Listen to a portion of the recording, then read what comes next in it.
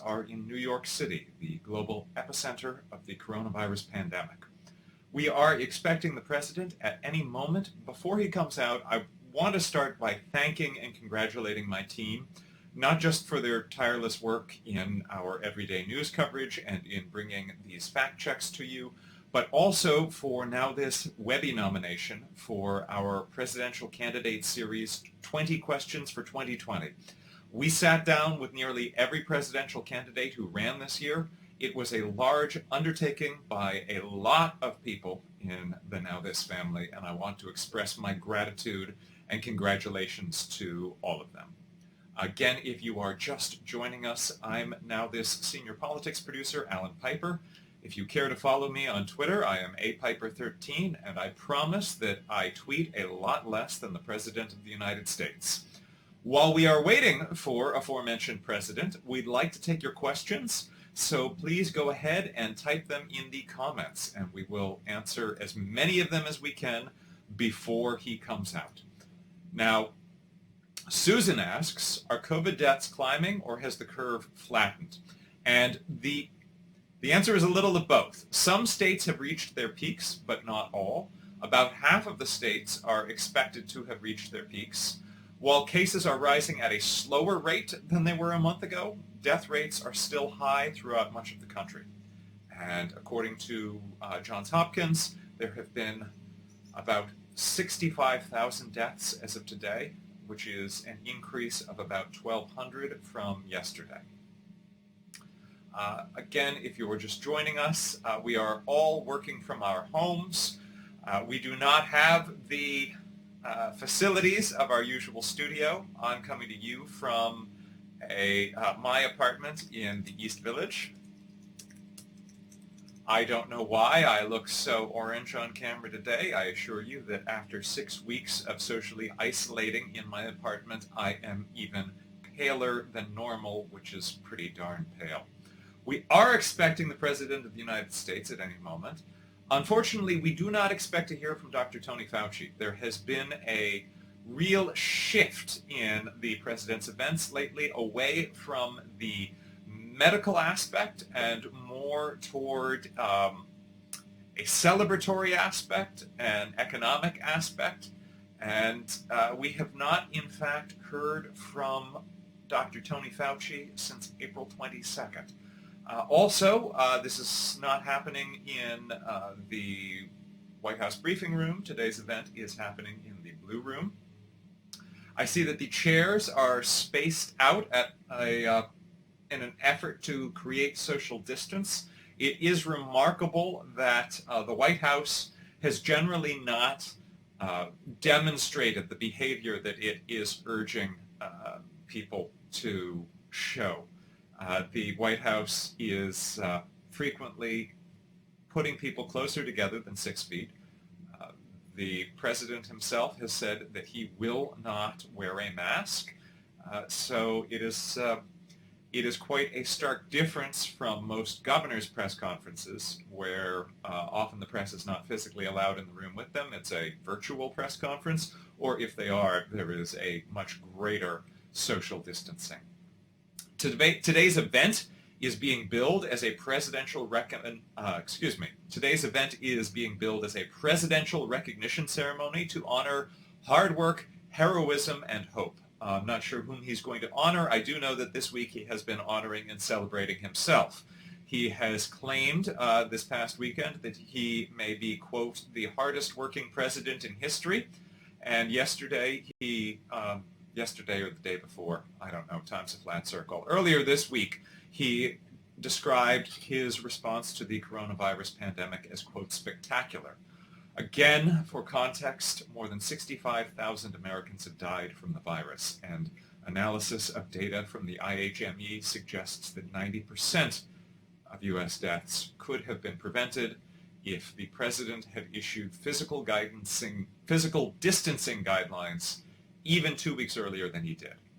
And just as a reminder, the CDC's first warnings came 9 weeks before the president declared a state of emergency. My web camera is making me more and more yellow. I swear I am not suffering from jaundice. I am not developing a skin condition. This is just the state of broadcasting from my own computer in my own home. I know that most of you are working remotely, or you may be out of work. We know that 30 million Americans have filed for new unemployment claims in the last 6 weeks alone. I know that many of you may be eager to get out, and I urge you, especially if the weather is nice this weekend, to put safety first and to follow the guidelines of medical health experts like Dr. Tony Fauci. Don't go putting yourself at risk. Again, if you are just joining us, I'm NowThis senior politics producer, Alan Piper. We'd like to use this time to answer your questions, so please post them in the comments. Teresa asks, yes, there is another feed going on right now. So here's the deal. Teresa asks, there's another NowThis feed out of the Oval Office, and that is true. That is something called a tape-turned event. That means the White House pool is unable to feed something live, so they feed the tape back later. So President Trump earlier today, just a little bit earlier, had a meeting with Daniel O'Day, the CEO of Gilead, a pharmaceutical company that is working on the experimental antiviral drug remdesivir. Dr. Tony Fauci has said that there may be some good benefits to remdesivir, that this is a promising study, unlike hydroxychloroquine or injecting yourself with Lysol, which would likely be fatal. There is some evidence that this could actually help. So we are streaming that currently from tape, while we are streaming live the Blue Room of the White House that the President is expected to enter at any moment. He was scheduled for 4:15. That is earlier than now. Also earlier this afternoon, we were briefed by President Trump's fourth White House press secretary in under 4 years, Kayleigh McEnany. This was her first official briefing, and it was the first daily, we changed the color, the first so-called daily briefing with a White House press secretary in 147 days. With the U.S. death toll just over 65,000, she urged people to tune into President Trump's Fox News town hall this weekend, promising, quote, "It will be a can't-miss television like the highly rated President Trump coronavirus task force briefings." We will not be carrying that live, since that is a Fox News production. You will have to tune into it without our fact-checking if you wish to view it. Now, Press Secretary McEnany also made a promise to the press, saying, quote, "I will never lie to you," and then she proceeded to make a large number of false or misleading statements. Remember, President Trump also made that promise on the campaign trail using those words, saying, "I will never lie to you." The Washington Post has tracked over 18,000 false or misleading claims in the just over 3 years that he has been in office. We will do our best to correct any false statements he makes today, although it is inevitable that some will get by us, as he tends to jam several into the same sentence. Again, if you're just joining us, I'm Alan Piper, NowThis senior politics producer, and we are expecting the President of the United States at any moment. In the meantime, we will answer your questions, so please type them in the comments. I will also take this opportunity to walk through the timeline of this pandemic, because the President seems to be trying to revise history quite a bit. And I've gone through this timeline on several occasions, and my hope is that rather than getting bored with the timeline, you memorize it yourselves. A number of people have commented that it is helpful, and so I will continue sharing it. Although we have a question, Denise asks, why was he holding that press conference about HIV? The answer is it wasn't a press conference on HIV. The President was meeting with Daniel O'Day, the CEO of Gilead, a pharma company that has developed the antiretroviral therapy for HIV/AIDS. Gilead is the maker of Truvada for PrEP, and also another new PrEP medicine. President Trump merely asked how the coronavirus compares to HIV. For decades, both Dr. Birx and Dr. Fauci have been on the front lines of the U.S. response to the HIV/AIDS crisis, both here in the U.S. and across the globe. In fact, Ian, if you're able to hear me, I hope that you can post your bio of Dr. Tony Fauci in the comments of this video. Dr. Tony Fauci has quite a remarkable history when it comes to the fight against the HIV/AIDS crisis in the world. It is also worth noting that Truvada for PrEP, like most medicines, was developed with taxpayer support. Most medicines are developed with taxpayer support, and yet the pharmaceutical company that makes them retains the patent, and they often become very expensive. And Ian, if you are able to flag for the pub team, I would love for us to share the video of Alexandria Ocasio-Cortez challenging executives from Gilead. That would be, I think, informative to our audience. So while we are waiting for the president, again, he was expected more than 10 minutes ago. I'm going to go through the timeline of the truth about the response to the coronavirus. So in 2014, President Trump has repeatedly criticized President Obama for the response to the coronavirus. Now, this current coronavirus is new. It did not exist in the Obama era. But some things that did exist in the Obama era were the H1N1 flu and the Ebola pandemic, which wreaked havoc in Africa and was largely prevented from causing deaths in the U.S. Learning from these experiences, the Obama-Biden administration put together what was called the Global Health Security Unit to be a new permanent part of the White House National Security Council.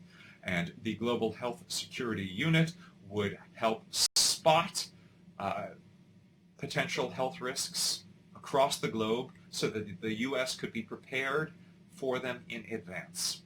They also put together a 69-page pandemic response playbook because you don't want to be figuring out how to respond to a pandemic in the middle of a pandemic. The Obama administration chose to grace future administrations with a collection of guidance, 69 pages worth of what to do should a global health crisis emerge. Now, in 2017, when President Trump came into office, Obama's National Security Advisor, Susan Rice, says that during the transition, she made a point of warning President Trump's team that a pandemic was one of the greatest threats that the nation could face, and she made a point of making sure that they had the 69-page pandemic response playbook. It appears that that playbook was discarded.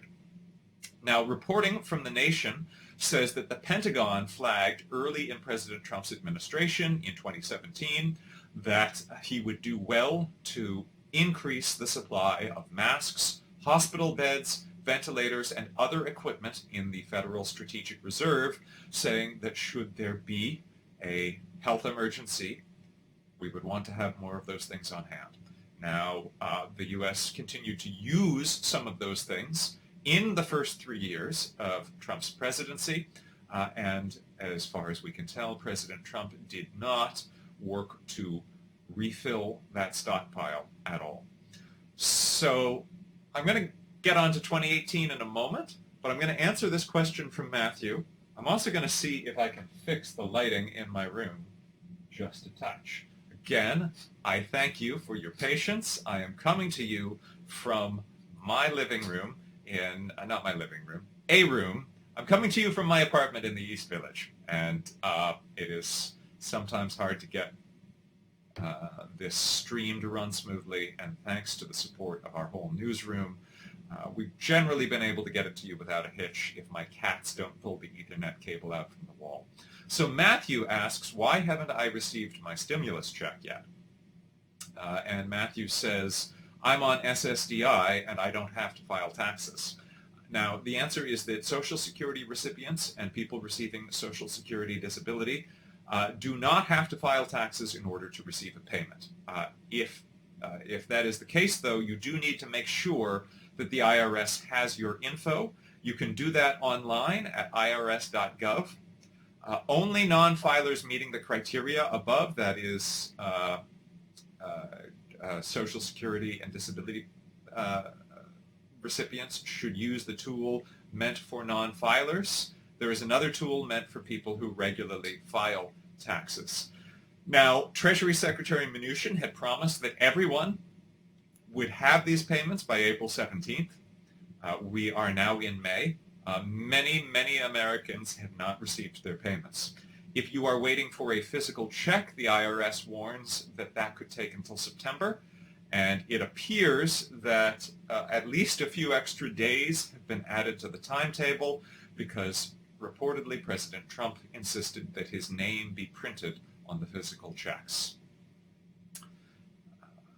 Now, more information on that. Social Security survivor and disability non-filers should have seen economic impact payments in their bank account by April 29th, says the Treasury Department.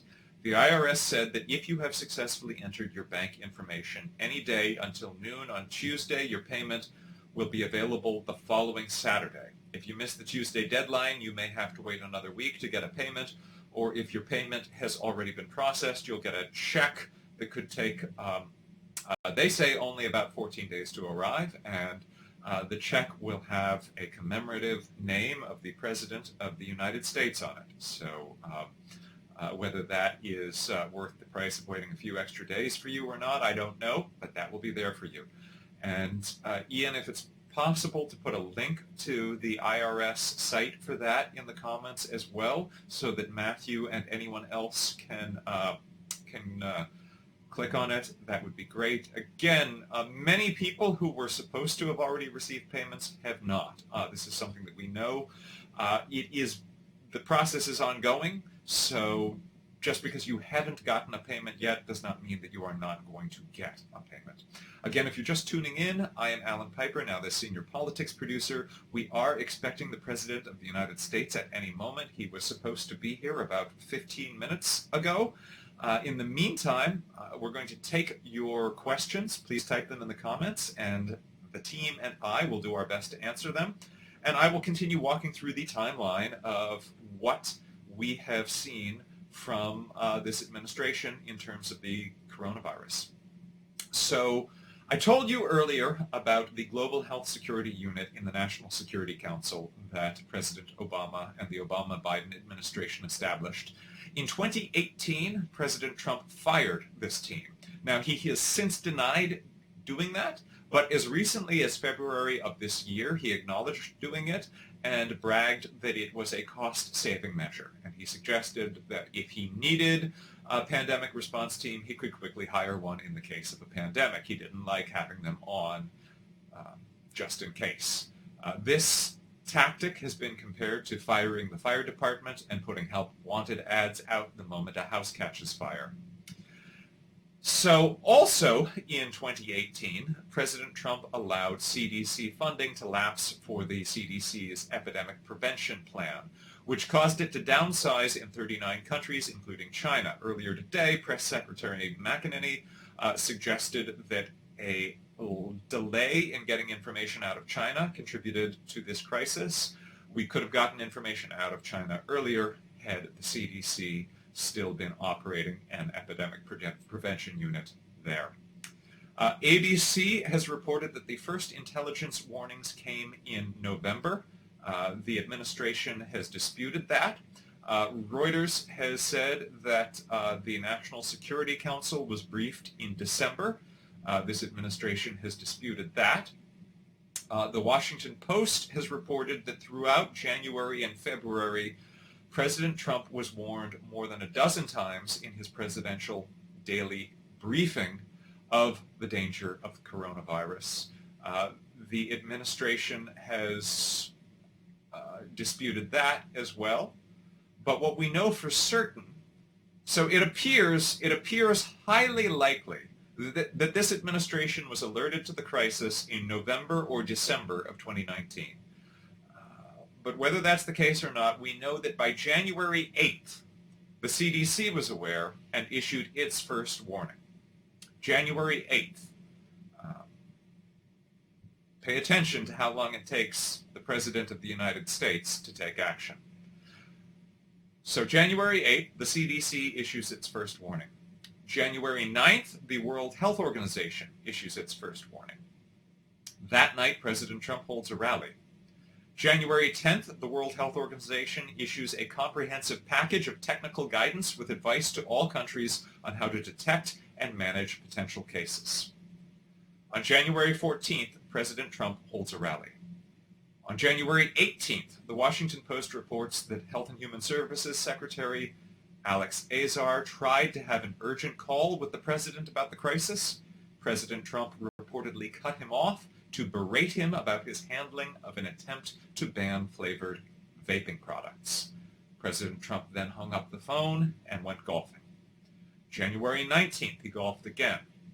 January 20th is a very important date in the world history of this disease. It is the day that the first U.S. case of coronavirus was confirmed. We would later find out that it was here earlier, but that was the day that we first confirmed it. And it was also the day that South Korea confirmed its first case. Now, this is another thing. Pay attention to how South Korea responds and what the results are compared to how the U.S. responds and what the results are. South Korea immediately implemented widespread testing and was doing nationwide testing within the first 2 weeks. We are in May, and only in May are we beginning to ramp up very serious testing within the United States. January 22nd, President Trump was asked whether he was worried about this crisis, and he said, no, not at all. Quote, we have it totally under control. It's one person coming in from China. It's going to be just fine. I'll continue this timeline, but I've got a question from Kimberly. Kimberly says, I got the $1,200, but received nothing for my 3 children. Does anyone know why some are not getting the funds intended for their children? The answer is, if you claim your children as dependents on your tax return, you are entitled to receive the extra $500 per child under 17 in your household. So that is the information. You should have received that. Kimberly, I think we'd need to know a little bit more about your individual circumstance to answer the question. If you are not required to file a federal tax return, again, you will need to use the non-filer tool, which is at irs.gov, and you should be able to use that to claim the $500 payment per child. You will need a valid Social Security number or adoption taxpayer identification number for each dependent you want to claim for the stimulus payment. If someone else is claiming that child as a dependent, for instance, if parents are filing separately, if you are either not married or married and filing separately, if the other parent is claiming them as dependents, you would not be eligible to claim them also. I hope that helps answer your question, Kimberly. I hope you will soon get the funds that you need for your household. You are not alone in needing them, and PBS NPR Marist poll showed that 50% of all households in America have seen a reduction in income, either a total reduction through being laid off or a partial reduction through cutting of hours or cutting of wages. 50% of all households in the U.S. 30 million Americans have filed new unemployment claims within the past 6 weeks. And so you are definitely not alone if you are in need of funds. And I honestly wish you the best. My heart goes out to anyone who is struggling to pay bills or put food on the table during this time. We have another question. Aniqua asks, did President Trump ever address that one Republican ordering personal protective equipment from South Korea? Yes, he did. Actually, it was testing. Maryland Governor Larry Hogan, a Republican, acquired 500,000 COVID-19 tests from a South Korean company. After weeks of secret negotiation, he obtained these on April 20th. Hogan said he was following Trump's guidance to governors. On March 16th, President Trump had told governors, quote, respirators, ventilators, all of the equipment, try getting it yourselves. As a result, governors found that they were competing with each other and sometimes even competing with the federal government to get the equipment that they needed. Governor Hogan, who is a Republican, gave up on the federal government and decided to take matters into his own hands. He and his wife is a Korean immigrant who speaks fluent Korean. She personally negotiated with laboratories in Korea to get these tests. President Trump attacked Hogan for acquiring the supplies from South Korea, saying that he gave states a list of labs where they could get more tests. Trump also said Governor Hogan could have called Mike Pence and saved a lot of money. I don't think he needed to go to South Korea. I think he needed to get a little knowledge. That would have been helpful. But governors from both parties have disputed President Trump's and Pence, saying that there was sufficient testing capacity in the U.S. Furthermore, when President Trump talks about the availability of testing, he frequently talks about testing machines or the laboratories where the testing can occur, but there are many steps along the way to that. One of the seemingly simple items is that the medical swabs necessary to perform the test are in short supply, and many governors have found that they simply cannot get enough to perform the number of tests that they need. So, again, if you're just joining us, the President of the United States is supposed to be here. He was supposed to be here about half an hour ago. I'm going to check his Twitter feed to see if I can figure out where he is. Often the Twitter feed is the best way to figure out what the President is up to, and it does not provide any insights. So again, thank you for your patience. We are expecting the President of the United States at any moment. Until he comes, we are going to continue to take your questions. Please type them in the comments, and I'm going to continue walking through the timeline. So we had gotten into January. January 20th, first case of the coronavirus confirmed within the United States. January 23rd, China shuts down the entire city of Wuhan. President Trump in recent days has been claiming that China did not act swiftly enough to contain the virus. On January 23rd, it took a very striking action of shutting down an entire city. That day, the World Health Organization held an international news conference on the crisis. President Trump has often said that he was acting more quickly than Democrats. That is also not true. On that same day, January 23rd, Senate Minority Leader Chuck Schumer called for a public health emergency. The president did not declare one at that time. On January 27th, Joe Biden wrote an op-ed warning that President Trump was already failing in his response, that he was not taking it seriously enough, that he was not making enough advanced preparations for the possibility of the virus breaking out here. On January 28th, Elizabeth Warren released her own coronavirus plan. That night, President Trump held a rally. January 29th, sources closer to President Trump started sounding stronger alarms. Peter Navarro, President Trump's trade advisor, sent an urgent memo within the White House staff saying the lack of immune protection or an existing cure or vaccine would leave Americans defenseless in the case of a full-blown coronavirus outbreak on U.S. soil. The memo went on to say, quote, this lack of protection elevates the risk of the coronavirus evolving into a full-blown pandemic, imperiling the lives of millions of Americans. Only that day does President Trump finally form a task force. But the task force still doesn't do much just yet, which I will get to in a moment. But first I'm going to take Crystal's question.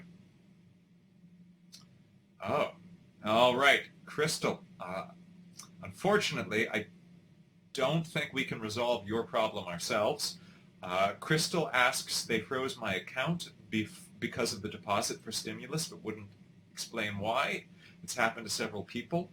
Uh, the best answer we can give is that you may want to contact your bank for more answers, especially if you have any privately held debt, as debt collectors may be entitled to it. The CARES Act, under which the $1,200 payments are issued, protects borrowers with outstanding federal student loans or unpaid taxes from having their stimulus checks garnished. It does not, however, protect borrowers who have outstanding debt with private lenders, meaning that some debt collectors may be able to take some money from your relief to satisfy certain types of debt. Crystal, again, my heart is with you. I hope that you can get this resolved. I know that many Americans throughout this country are counting on these payments to be able to pay their bills. Today is the first of the month. It is rent day for many Americans. There is a growing movement to call for a suspension of rent.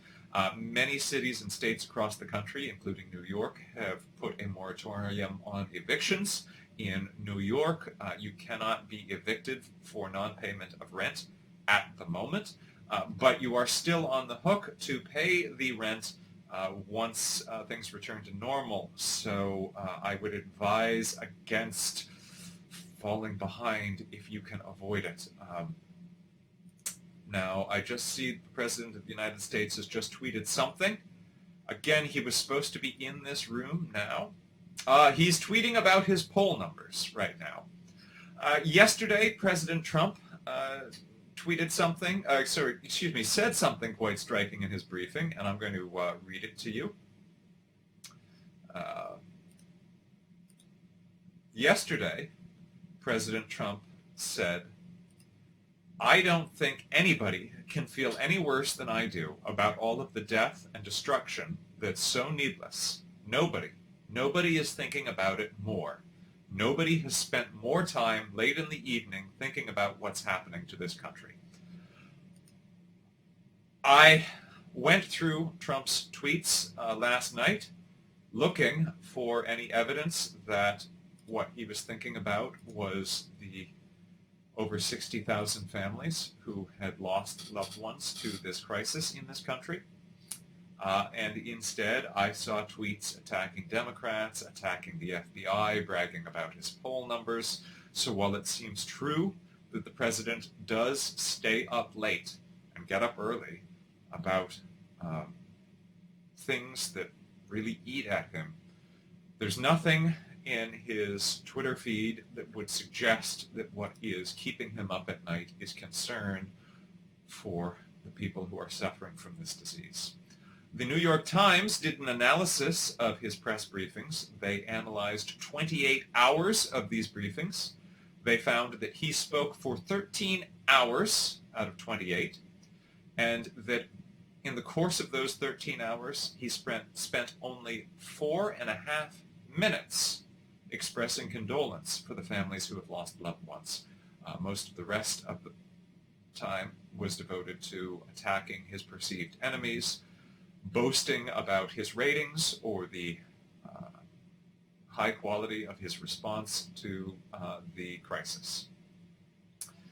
Mandy asks, where is Dr. Fauci? Why isn't he at these press conferences anymore? Dr. Fauci has not spoken at a presidential event since April 22nd. Of the roughly 50 press conferences on the crisis so far, Fauci had only missed a couple until last week, although I will note that I just highlighted that President Trump spoke for 13 hours out of 28 hours of briefing, whereas Dr. Fauci and Dr. Birx together spoke at only a combined 8 hours. One Trump administration official has suggested that there is a preference that Fauci do more of his work behind closed doors, because Dr. Fauci, when he shares factual information, sometimes contradicts things that President Trump has said, including when President Trump has said that we have all the tests that we need. And Dr. Fauci says that we need to be doing about double the tests that we're currently doing for the nation to reopen safely. Or that when President Trump first laid out the suggestion that the nation would open and be back to business as usual by Easter, and Dr. Fauci said, well, we don't make the timeline, the virus makes the timeline. I am aware that my camera is grossly overexposed at the moment, and I apologize. Again, I am broadcasting to you from my own home without the aid of our studio. Although actually, after 6 weeks of self-isolating, this ghastly, pale, glowing white skin is actually much more true to reality than the oversaturated video we were getting a moment ago. Okay. Someone named McSizzle asks if 5G is responsible for this virus. The answer is definitively no. The World Health Organization has addressed this. 5G mobile networks do not spread COVID-19. Viruses cannot travel on radio waves mobile networks. COVID-19 is spreading in many countries that do not have 5G networks.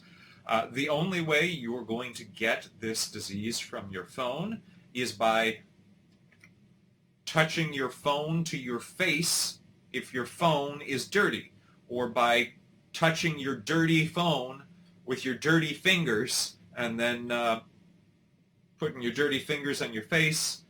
What I'm trying to say is wash your hands and don't buy into conspiracy theories. 5G has nothing to do with any of this. It does not. That's just not how viruses work. It's not a computer virus. It is a biological virus. All right, I have been told that President Trump is coming out right now.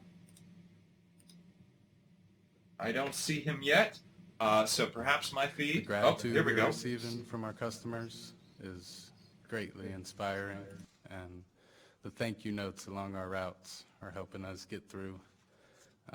We're delivering a lot of essential items at this time. The amount of medicine has greatly increased.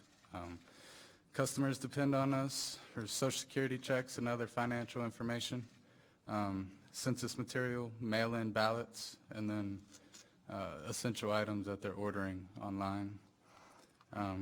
At the Postal Service, we're continuing to follow CDC guidelines to keep our... So this is a representative from the Postal Service. President Trump has been repeatedly attacking the Postal Service of late. The Postal Service provides a vital service to the U.S. I'm very proud to work for the Postal Service and to deliver for our country. He mentioned how he has delivered mail-in ballots. President Trump has falsely suggested that mail-in ballots contribute to voter fraud. The evidence suggests that there is no merit to this. President Trump has said the only reason to vote by mail is to commit fraud. He has also acknowledged that he himself votes by mail, voting absentee. The restaurant had been hit hard. Libby and Raphael decided they wanted to do something to help. They began raising money to buy food from restaurants to donate to local hospitals. Within a few weeks, they have raised over $6,000, made 18 deliveries, and fed over 500 healthcare workers. And Libby and Raphael, please, I'd like to thank you and acknowledge you by having you step forward and say a few words. Please, please, please step forward. Thank you, Mr. President. Kind of covered it all for us already. So we are real estate agents in the DC area, and this mission really came about after receiving a phone call from some of our clients who work in the food and beverage industry here. They gave us some insight on what COVID-19, how the impact that it had on their business, and from there we just felt compelled to act. So we started a GoFundMe. I would just like to point out that no one here is wearing masks. Directly from their restaurant, and we dropped it off with different staff working at various hospitals around the area, tirelessly, obviously. The campaign started picking up, so we started doing more donations, and we kept dropping off. We also increased our goal, but we kept dropping off at different hospitals around the area. So another really cool factor that we did to sprinkle in with this was we started compiling videos of some of our contributors expressing their gratitude, and those videos were being sent along with the food drop-offs. Let me get you right. Some assistance with it. Yeah, so Mr. President already addressed most of this, but we named our campaign Frontline Fuel. We raised over $6,000, helped over 18 local businesses, and delivered meals to nurses and doctors in the area, over 500 nurses and doctors. We also partner with a local boutique company that produces hand sanitizer, Defy Aesthetic, to include in our drop-offs as an added bonus. Our mission is simple. We want to help local business while also encouraging and helping healthcare workers who are selflessly working around the clock to ensure the health of our people. Thank you, Mr. President, for this opportunity. It's an honor to be here today. Thank you very much. Thanks very much. Great job. Tall guy, right? Next to. So how tall are you? 6'8". 6'8", that's a good height. That's, I have a son that looks like he's going to be right around that number. Barron, right? He's going to be up there. That's really good. Thank you very much, and thank you, Libby, very much. Today we also honor T.J. Kim, a high school sophomore from McLean, Virginia.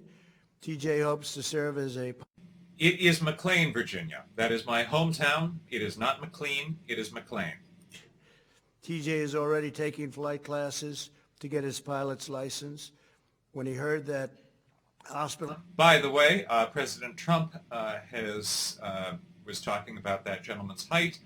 President Trump lists his official height as 6'3". That would make him an inch taller than Barack Obama. I invite you to look for photographs of the two of them together. Instructor too, knows how to fly, right? Pretty good. You better take your lessons from somebody that knows how to fly. But who also joins us today, and TJ has flown and delivered more than 10,000 pieces of personal protective equipment. That's a lot of work. That's a lot of flying, too. That's great. And there can be no better preparation for flying the military planes, right? I think there can be nothing better. But you're going to 4 rural hospitals in Virginia. So, TJ, come on up and say a few words, please. Great honor. Thank you.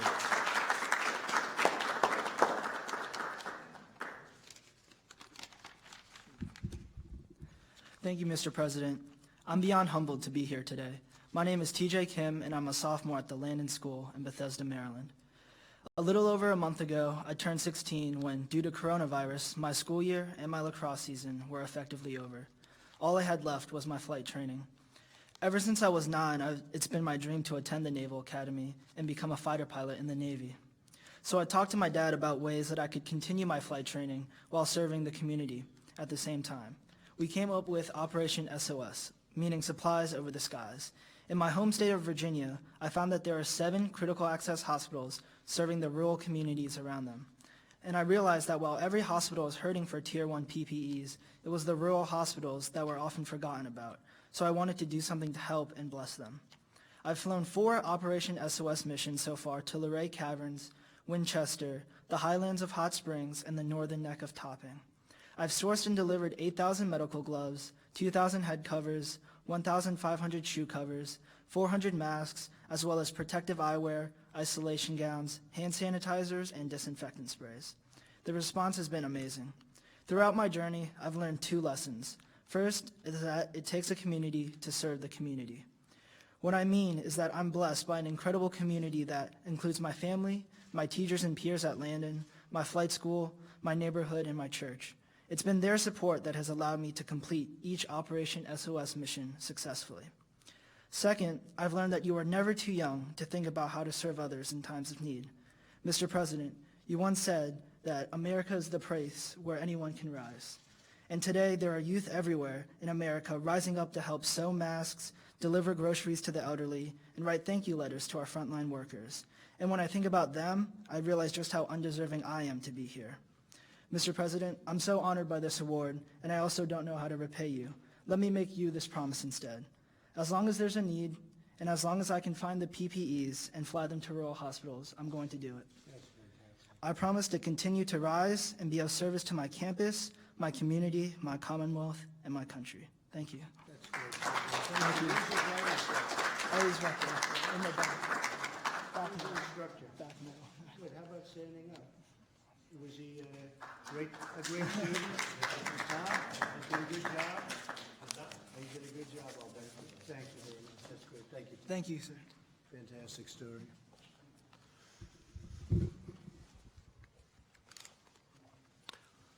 So a man that I know because I spent a lot of time and spend in a place called Staten Island, right? That's true, Frank, you know that. Frank Siller from Staten Island, New York, really special place. I spent many an hour, many a day with my father there over the years, and it's just great. Nearly 2 decades ago, Frank founded an organization called Tunnel to Towers to support the loved ones of the fallen first responders and service members. He began this mission to honor the legacy of his younger brother, firefighter Stephen Siller. And so Stephen's looking down right now, and he says, my brother's in the White House doing a real job. He's very proud of you. I know how hard you work. Coming from New York, I guess especially, Frank, I know how hard you work, and you've done a fantastic job. We appreciate it very much. But he was one of the immortal heroes who gave his life on September 11th, 2001. As the virus began to spread in New York earlier this year, Frank leapt into action. He helped raise money to deliver more than 1 million pieces of personal protective equipment. That's a lot. For hospitals in the city, Frank and his army of volunteers have delivered food to firehouses and phone stations and police stations and all sorts of places all across New York and New Jersey. Frank also raised over $5 million to help pay the mortgages of families' homes that 25 first responders, I guess it's a total of 25. So you have a lot of people that are very thankful, Frank. I've heard a lot about it. First responders and healthcare workers who have tragically lost their lives in the fight against the virus. It's a vicious, vicious enemy. Frank, I want to thank you for continuing to support our nation's heroes. And again, your family and your brother is very proud of you, looking down. And please come up and say a few words, Frank, please. Thank you.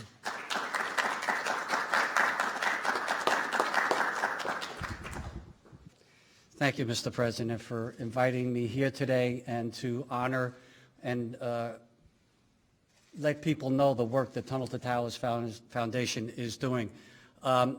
My siblings and I, we started the foundation in honor of my brother, a New York City firefighter, on September 11, 2001, strapped 60 pounds of gear on his back and ran through the Brooklyn Battery Tunnel, which is almost 2 miles long, and I know you know that. It's almost 2 miles long, and he come out and ran up West Street, went into the South Tower, up those stairs, and while saving people's lives, he gave up his own. And since then, we've been honoring our military and first responders ever since. We built specially adapted smart homes for our country's most catastrophically injured service members. We deliver mortgage-free homes for Gold Star families and fallen first responder families who die in the line of duty, who leave young families behind. And Mr. President, when you said that we are at war with an invisible enemy, we couldn't have been more proud to know that we're doing our job and what we're supposed to be doing as a local foundation, as a national foundation, to make sure that we take care of the frontline healthcare workers. We follow the teachings of St. Francis of Assisi, who said, brothers and sisters, while you are here, while you have time, let us do good. And we know that is our guiding light from the foundation, is what we strive to do every single day, is to do good, and not just the memory of my brother, but all those who perished in 9/11, those who have perished ever since, that have given us this great country, and those frontline healthcare workers who are willing to die for you and me today, who are on that front line of the battlefield that you often speak about. And that's why our foundation has made a commitment. We want America to make a promise to these great Americans who are willing to die for you and me, that if they go out and they give their kids a kiss goodbye and they don't come home, that we're going to take care of them. You know, I know we will, because we are and always have been the greatest country that has ever existed. Why? Because the goodness and the generosity of America will always take care of the greatness of America. Mr. President, thank you once again for having me here today. God bless you. God bless America. And remember, we are only the land of the free because of the brave. Thank you. Since 9/11 was brought up, I want to highlight several things. President Trump has falsely claimed that he was involved in the cleanup at Ground Zero. There is no evidence to suggest that. What we do know is that on September 11th, he bragged that the fall of the Twin Towers meant that he now had the tallest building in Lower Manhattan. That actually was not true. He still did not have the tallest building in Lower Manhattan. He spread a lie, just a gross lie, that Muslims in New Jersey, he claimed that thousands and thousands of Muslims in New Jersey were celebrating in the streets as the Twin Towers fell. That is, again, just a flat lie. He claims he saw it with his own eyes. He did not, because it did not happen. President Trump also applied to get federal aid for small businesses after 9/11. Would have died in the United States without the mitigation. Through our aggressive response and the remarkable commitment and bravery of American people, we have saved thousands and thousands of lives. I can even make that, if you want, hundreds of thousands of lives. Okay, so the president just claims that through his actions he has saved thousands and thousands of lives. In fact, he said hundreds of thousands of lives. 65,000 Americans have died to date. Analysis of data by the IHME suggests that 90% of those deaths could have been prevented if he had issued his social distance guidance just 2 weeks earlier. The CDC's first warning came 9 weeks earlier. Massively expanded our healthcare capacity. We're now in the process of gradually reopening our country, and it's being done with a tremendous gusto and vigor. We see that all the time, don't we, Frank? They want to get out there and they want to get back. That's what they want. They want their country back, and they're getting it back, and we're getting it back safely, and we're getting it back quickly. It's a strategy guided by science, evidence, facts, and reason. Never-ending lockdown would inflict colossal damage on the health and lifespans of our people. Public health is closely tied to economic health. No state or country can long ignore the facts and the truth, and we're just very...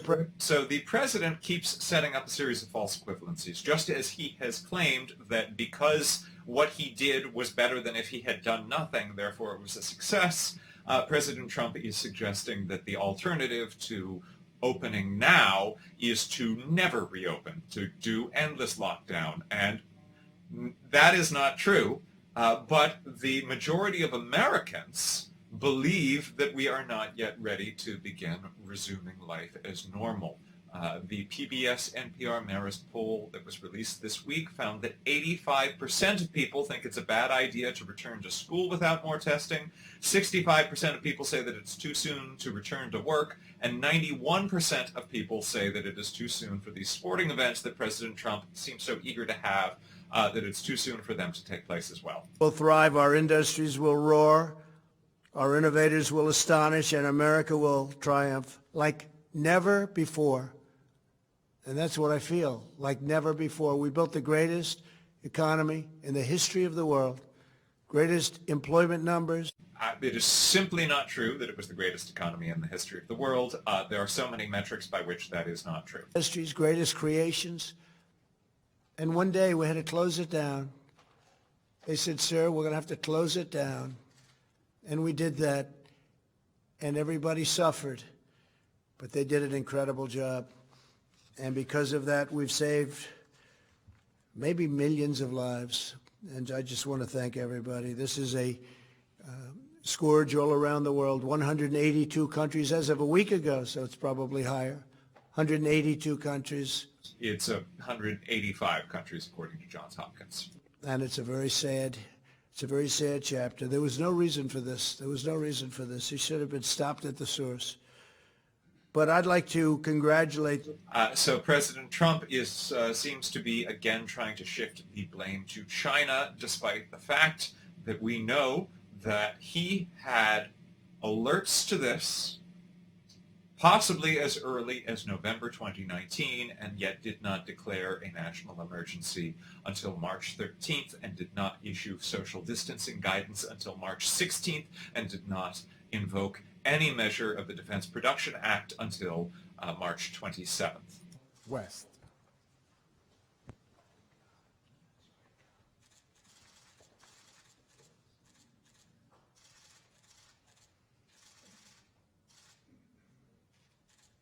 Get your instructor up here? Come on up here. Let's get it. So the president is posing with the postal worker. He has threatened to veto relief funds to help bail out the Postal Service unless the Postal Service raises rates on packages for Amazon. President Trump has an ongoing dislike of Amazon.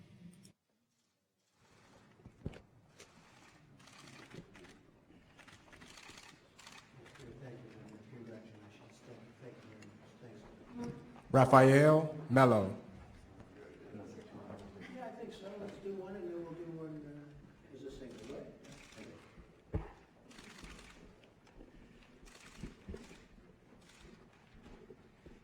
Okay, let's take one of us. Thank you very much. You deserve that. Thank you.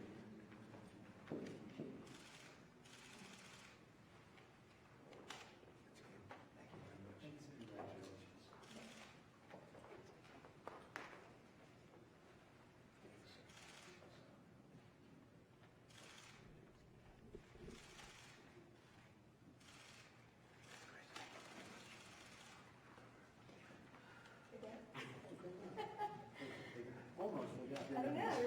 We won't let that happen.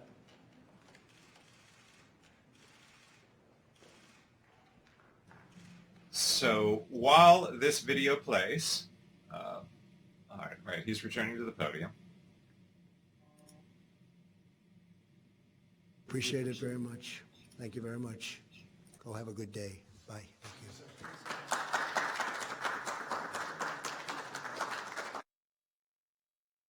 Okay, that appears to be all of today's event. The guidance from medical officials does again appear to be not a regular part of these briefings. So I also want to highlight that no one at that event was wearing a mask, even though that is the guidance from the CDC. So also, since the comparison was drawn to 9/11, I want to highlight just a few things. When New York was attacked on September 11th, the federal response began immediately.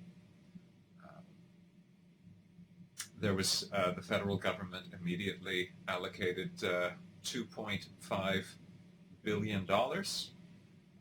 Now, there has been difficulty getting funds for the first responders in the aftermath, but at least in the immediate short term, the federal government swung into action. When New York was hit with this emergency, New York declared a state of emergency on March 7th.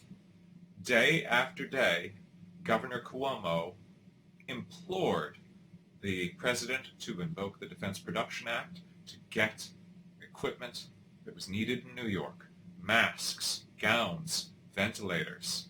And while the president belatedly undertook these efforts, in the meantime, doctors and nurses and other medical professionals had to reuse masks that were intended for single use.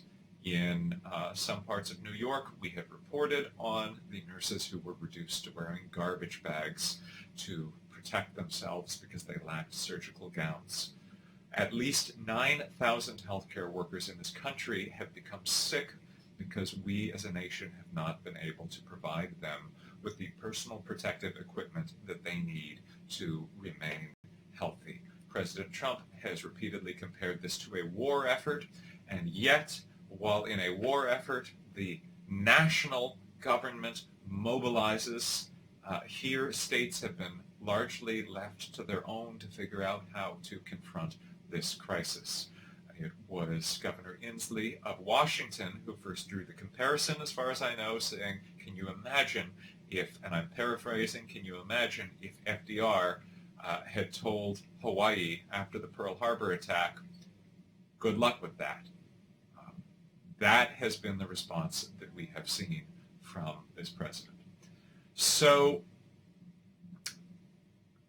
I'm going to take advantage of the fact that the president has been keeping these events shorter to go through this timeline, because I'm really hoping that you all will just come to know this timeline by heart. So, as I mentioned, the CDC issued its first guidance on January 8th. Throughout January, many people attempted to warn President Trump. The Director of National Intelligence, who is responsible for his presidential daily intelligence briefings, his Secretary Azar of Health and Human Services, his trade advisor, Peter Navarro, but the president did not take action in January. We saw the first case in the U.S. on January 20th, the same day that South Korea had its first case. South Korea took a very different approach from the United States, and it began immediately creating nationwide testing and putting into place very serious efforts at avoiding the spread of the disease. At the same time that President Trump was comparing it to a flu and saying that it wouldn't hurt anyone, to date, South Korea has had only 248 deaths, while the United States has had over 65,000 deaths. Now, of course, with a larger population, you would expect the U.S. death toll to be higher. You would expect it to be roughly 6 times higher. What you would not expect would be for it to be 252 times higher, which is what it currently is. Now, that's what was happening in January. In January, Joe Biden, Chuck Schumer, Elizabeth Warren all called on the president to take more immediate action to face the crisis.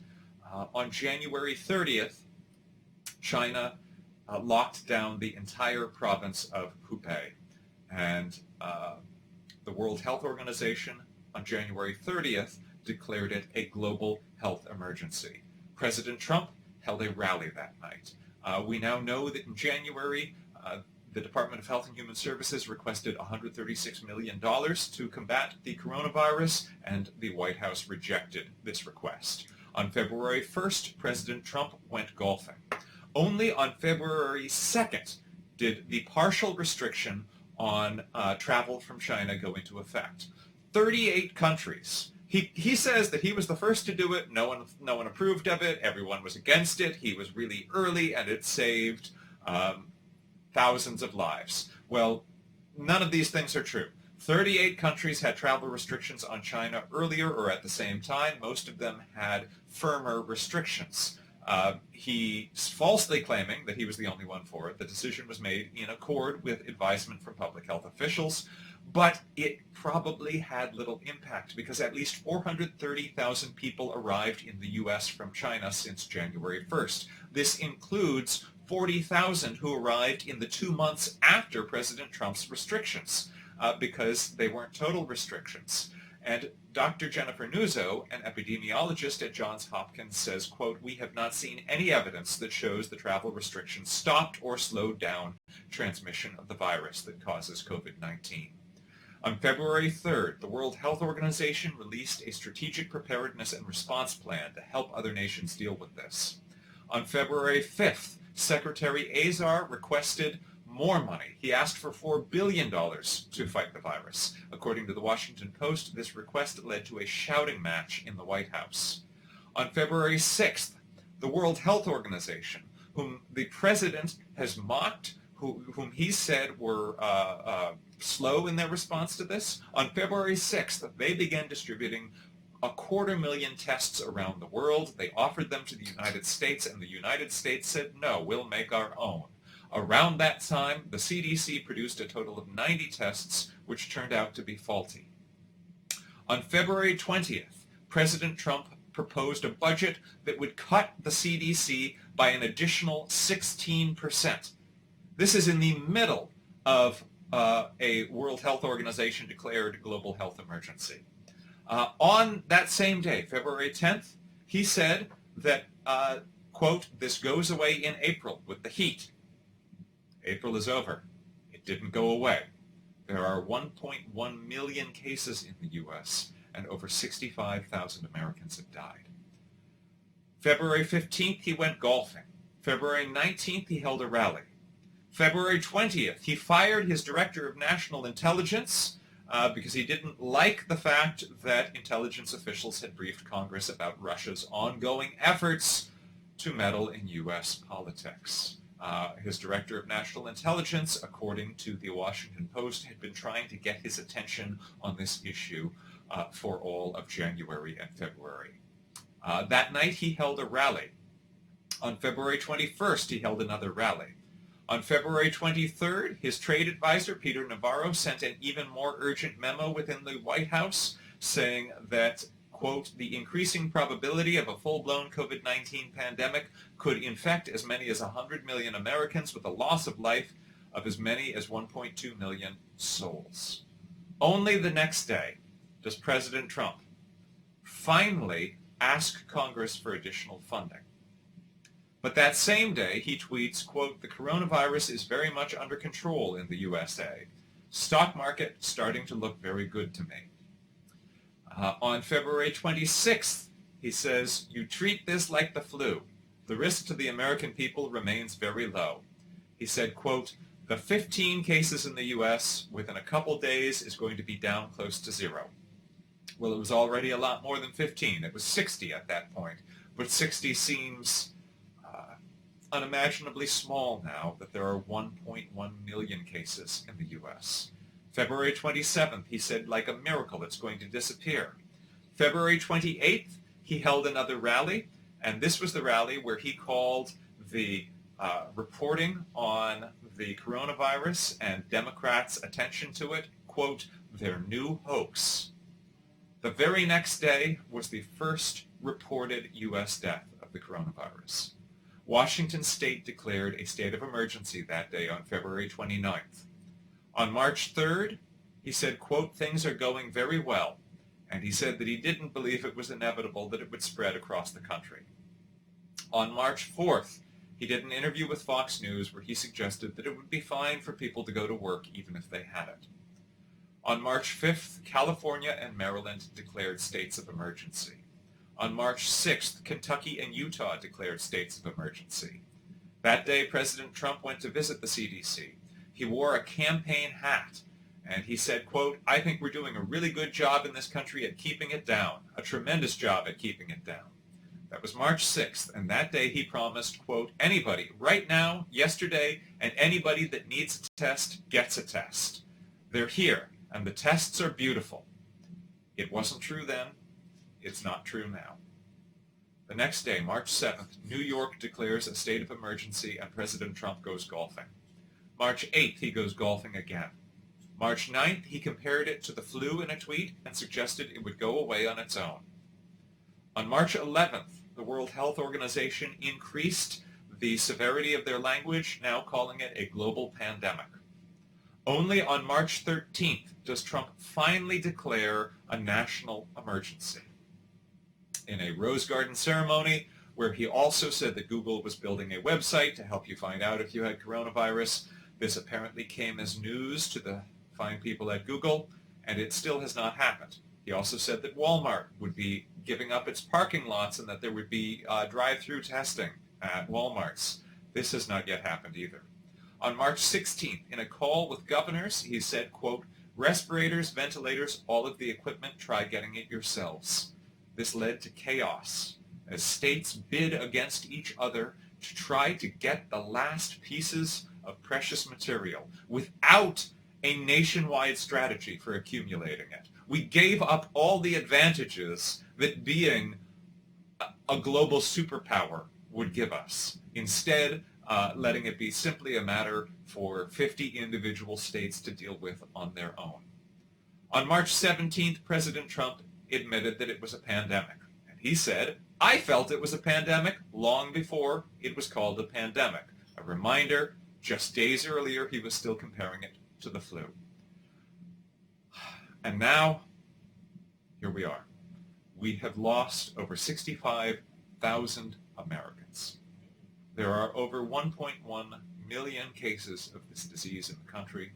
The President of the United States is calling his response a great success. Earlier this week, he called it spectacular. Today, at today's event, he was calling it a success.